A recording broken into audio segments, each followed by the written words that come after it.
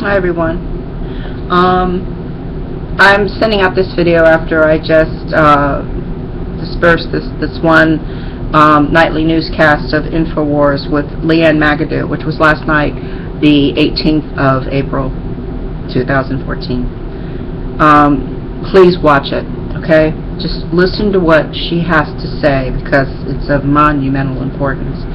There's an acceleration right now, an uptick of the violent rhetoric being perpetrated now, naked and out in the open by the federal government, calling people, ordinary Americans, domestic terrorists. Okay, we're talking about the Bundy family. We're talking about those who surrounded them to support them. What people do not realize, because at least in the mainstream media, if that's all you listen to, you fail to realize that the BLM was on the offensive and had full force behind them. I'm talking about tasers, sniper rifles, automatic weapons, large armored vehicles. They surrounded the Bundy Ranch, okay? And the reason why this is important is that they have Harry Reid and like Glenn Beck, whom I've completely lost all respect for now. I mean, he is a master of neuro-linguistic programming. Look it up. Don't take my word for it. Look up what neuro-linguistic programming is all about. Understand that Harry Reid, Glenn Beck, MSNBC, Fox, CNN, all of them. What they're doing is they're talking to the lowest common denominator of people in the United States. The people that are so brainwashed that they think that the government still acts in their best interest. Okay, that's what we're dealing with on a guttural level. And it's very serious because they're ramping up this terrible rhetoric that ordinary Americans across the board, across the spectrum, because there's many categories of people that they're saying are potential or are domestic terrorists. They call the Bundy family terrorists. That is incorrigible. That is just insane. And this needs to be watched very carefully. I sent out a video already to you how a member of Homeland Security is now telling parents to watch their children because if they're confrontational, that they may be possible domestic terrorists. It's like, what teenager isn't confrontational eventually and over again to their parents? This is just insane. Yes, there are kids that are absolute saints, but they are the exception. And this is dangerous, ladies and gentlemen. This is really dangerous what they're trying to pull. This is social conditioning. This is mind control. This is trying to put fear into the hearts of Americans about their own family members. Okay? They're going to more and more talk about these tactics, of watching your neighbors. Okay, I'm actually going to jump to a very good example of what I'm talking about when I say neighbors watching you. This is this movie that I'm about to discuss was nonfiction. It was about the life of Władysław Szpilman, and he was a pianist in Poland. His whole family was taken into the Warsaw Ghetto. Every single solitary possession that they had was stripped from them. Władysław was the only survivor, and that's who the movie was based on, was his life. A few different things you need to pick up, you need to purchase, have in your DVD or Blu-ray or whatever library you get off Netflix. The Pianist. The things you need to watch for, and they've edited one part out of the movie because I've seen it a few times now. It's not just a movie; it's a study, because this happened. This was a historical person. And this was his life story, whom the movie was made about. But there was a deleted scene where There was one of the Jews who was acting as a capo was being made fun of by people who knew him because he was actually policing the Jewish people, and they were telling him what a clown he looked like. The whole Spielman family were laughing at him, and he was just taking it because he knew in his soul what he was doing was wrong, but he joined the system. So I mean, that scene was deleted, and it was the same capo, at least according to what was the account in the movie, that actually pulled Wallet out of line from the trains where his family was being taken to so they could be exterminated. And you see, before his father gets on the train, there's a violin that has their last bit of money stuffed inside of it that is stripped from him. I mean, this is a very deliberate account of the type of tactics that Nazis used. What makes people think that it can't happen again is beyond me. What makes people think right now that we're not being lied to over and over and over again as a way of, I mean, we're under psych warfare. That's what I'm trying, to convey to you again. Another scene within The Pianist that you need to look at is this, it's talking about how neighbors are and how children against parents, parents against children, how these types of things get developed. Wallet had to come out of hiding from this apartment because he accidentally, when he was looking in the food for scraps of food, he knocked over some dishes and made a loud crash. The neighbor immediately came over, and she was standing outside of the door, and he's trying to sneak out, and you see this woman with nothing but venom and vindictiveness in her eyes, immediately asking to see his papers. And then he darts off, and you see him as he's running away. She's like ready to pounce on him, going, "Jew! It's a Jew! Catch him!"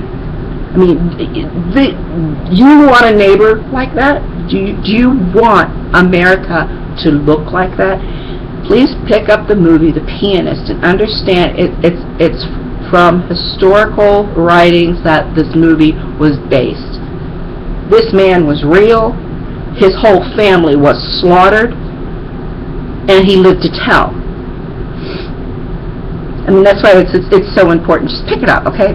Watch it. And all right, I was listening to some John Denver music, and the reason why this is important is because sometimes I really need to clear my mind, and I go seek beauty. And I listened to Rocky Mountain High. I listened to Annie's song. Rocky Mountain High reminds me very much of my son. And Annie's song is just a beautiful expression of what one human being can feel for another. The yin and the yang, the male and the female, whatever. And then I listened to Perhaps Love with Placido Domingo singing along with John Denver, and I'm so grateful. I'm so grateful that I can get blown away by such beauty just in a simple morning. But this is part of what we're losing. There's a documentary that's supposed to be coming out in the summer by Dinesh D'Souza, who has been arrested. He's been brought up on charges of ramped up, of course, of being a contributor to somebody's campaign that is a friend of his. And the reason why he was even arrested, this very kind Christian man who's on a speaker circuit, because he's widely recognized in the country as being just this very intelligent, very vibrant, family-oriented man who is, highly educated and puts himself out on a limb for freedom and for America itself because of what it represents. I mean, and if you're thinking you have critical thought, you understand why on so many levels America's being taken down, because it's absolutely the most prolific and important country, and it was a great industrial nation. It was a very rich nation. You know, I've talked in a previous video about the demoralization of a society, of a population, and we've gone past this area of affluence, and we are entering into bondage, real bondage, okay? Because the people that are on Capitol Hill do not represent any of us. I'm talking about across the spectrum. Not the poor, not the middle class. Obamacare is the Affordable Care Act, which is an Orwellian doublespeak in and of itself, was set to wreck the country. You have to explore this for yourself, because when Obama lied on camera 48 times about if you want to keep your doctor, you can keep him. If you want to keep your health care plan, you can keep it. And then turning around and say, well, you know, I meant this and I meant, you know, not just the backtracking when he was on the when he was on the campaign trail, and when he was in his presidency, before it was voted into law that this is what was going to occur. You know, that he knew just how it was supposed to be a screw job on the American people. This is a direct tax to the banks and also the insurance companies that wrote this law, which is nothing but convoluted rapage of our country. It is meant to destroy the middle class eventually. When I mentioned before in a previous video about a death of 1,000 cuts, okay, this is going to segue back into what's happening on the Bundy Ranch also. What incrementalism is that little by little, step by step, David Icke calls it the totalitarian tiptoe. Doesn't matter. It's all incrementalism. When they regulate and they tax more and more and more and more of our money. You know, there was, and I found this out shortly after this whole fiasco began. I knew about the BLM and the automatic weapons and the tasers and the German shepherds and the intimidation of, you know, the Bundys and you know, supporters around them, because it started with a small group and expanded. I understand what happened to 52 other ranchers, because there was 53. And there were some ranchers who died because of the stress. But when I talk about a death of 1,000 cuts, when I talk about incrementalism, when I talk about a totalitarian tiptoe, you must understand that 52 other ranchers were taxed or regulated out of existence. No more ranchers, no more beef on these ranches, no more cowboys, no more families on these ranches. Out in the middle of basically nowhere. And this is where it gets more sinister and more Orwellian, okay? After the 52 ranchers were, you know, they were made to say bye-bye, whether they wanted to or not, because they were taxed and regulated, death of 1,000 cuts that took them. You have the Bundys that stand there firm and righteous and you know, they had grazing rights. They had grazing and water rights for their ranch since the 1800s. 1887, I believe, to be exact. There's 6 generations of ranchers on that farm. And Harry Reid, who knows exactly what he's doing, not only wanted to whip the Chinese, and eventually they probably will, unless you know, people really just stop being in denial.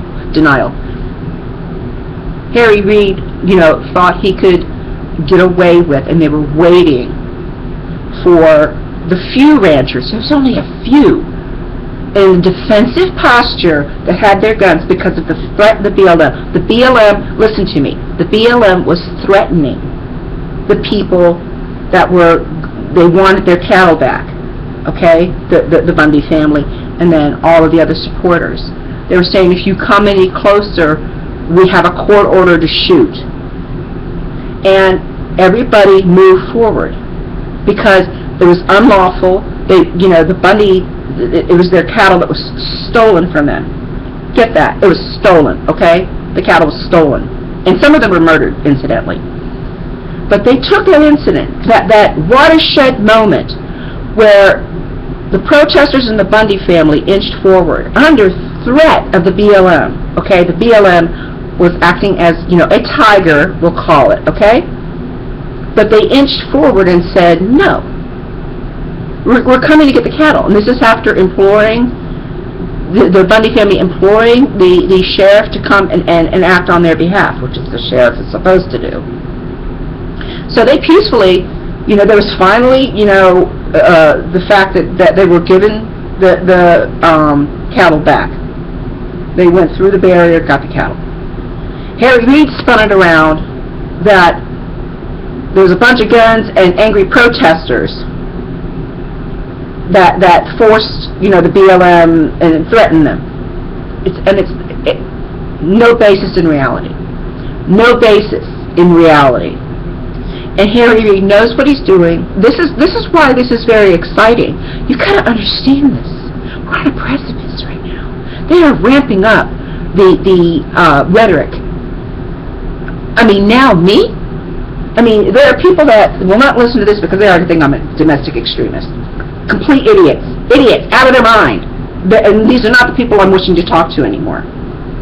But the fact that peaceful Americans, like me, like the Bundys, like anybody that wants to be left alone, and to be able to operate just autonomously without being molested, those are the ones that I wish to have kinship with. Because Harry Reid and the mainstream media are doing nothing other than talking to the lowest common denominator now. That's how threatened the system is. It's been going on for decades, this incrementalism that I speak of. They're ramping up this rhetoric because they're pushing us. They're pushing everyone into like, you're either going to join with the government and what they're pushing as far as their agenda, and it's an agenda. It's an agenda.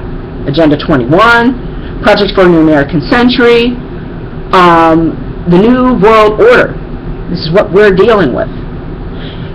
People are going to be either joining that, like this deranged neighbor that I told you about in The Pianist, or you're going to be someone like me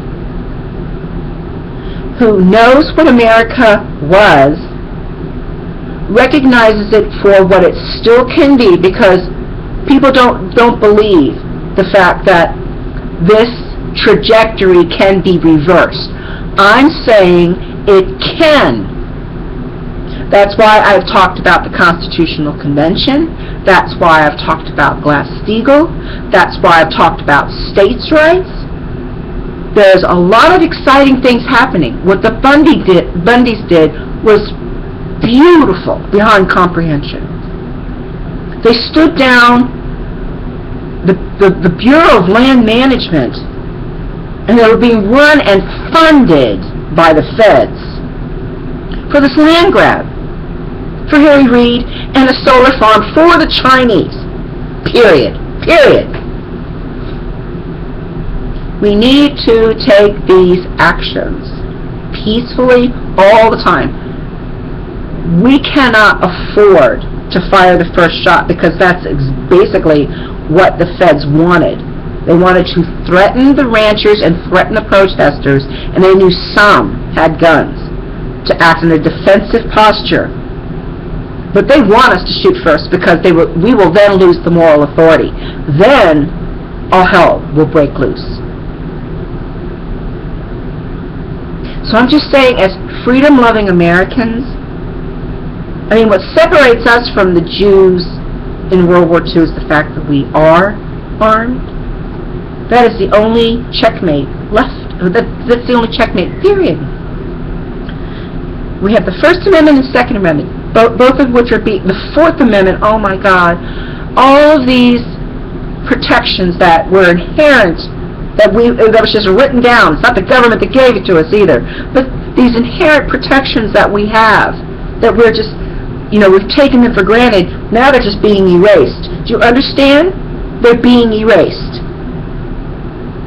And one of the reasons why, Dinesh D'Souza was arrested because he has a documentary coming out in the summer called America. Okay? Obama and the administration went after him because of the powerful messages of men like him, like Alex Jones, like anybody else that I respect, because the list goes on.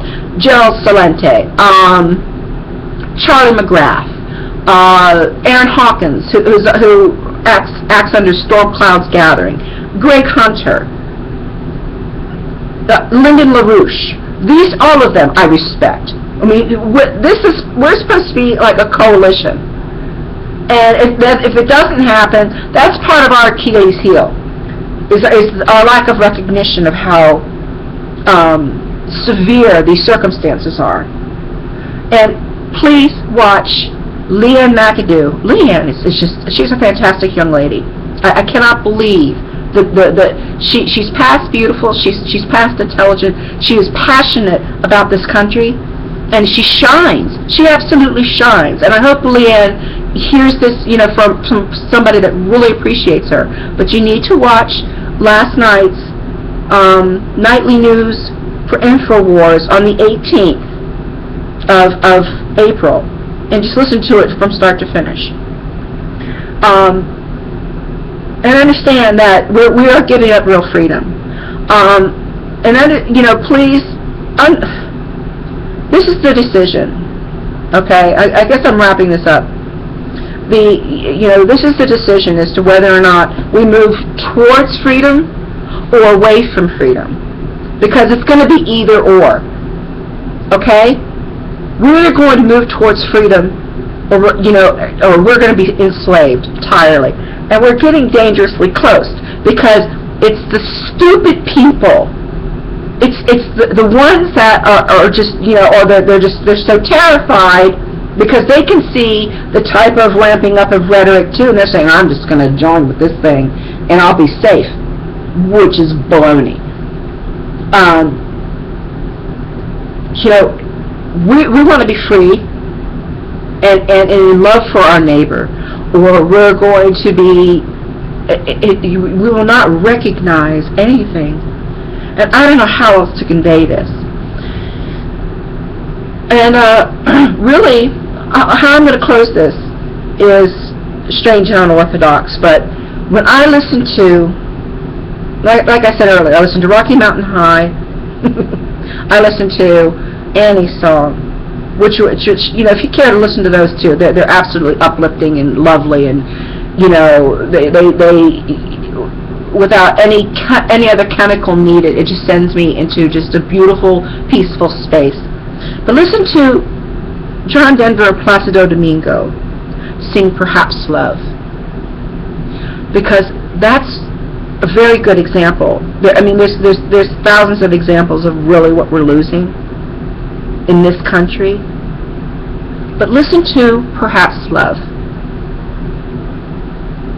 Listen to it 2 or 3 times if you wish, because it's gorgeous. And understand what we're losing. Because the people on Capitol Hill are the antithesis of this. They hate us, okay? They want us dead. Ultimately, that's exactly what they want. In this Chinese land grab with Harry Reid, the eventuality is, depending on how it works out, the Bundys will be taken out. And it won't be pretty. What do you think the NDAA and everything else is about, okay? The drones that they talk about over and over and over again in the news, which Obama's press secretary used to deny even existed, because that's what he was told to say, even though it was in official documentation that the drones existed. And, we're starting operation. They don't care about us. None of them do. So we need to care about each other, and we're in the millions, okay? And we don't need every single person in the United States to be awake. We need a segment. And thank God for intellectuals. Thank God for those that want peace and prosperity still, and they don't want the unfolding of this mess. Just go back and listen to what Leanne McAdoo has to say in yesterday's newscast, and then listen to something like Perhaps Love to understand just how far down, the road we are, and understand that that's the antithesis, okay? Love is the opposite of fear. And, we were a peaceful country. Please open your eyes, just for your sake, for everyone's sake in the United States. Open your eyes and look at this, and understand that I'm just a God-fearing woman, a God-loving woman. I want to live a long life and have grandchildren, and I want it in a sane society. And I'm doing a baby shower for someone that I love. Okay, I'm at the baby shower for this young lady that she's in her 20s. She's a nurse, and she's having a baby girl.